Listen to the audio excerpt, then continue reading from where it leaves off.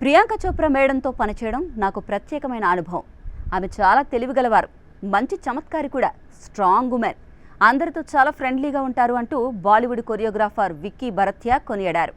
ఇంతకీ ప్రియాంకతో కలిసి విక్కీ ఏ సినిమా చేశారంటే మహేష్ బాబు హీరోగా రాజమౌళి దర్శకత్వంలో రూపొందుతున్న SSMB 29కి.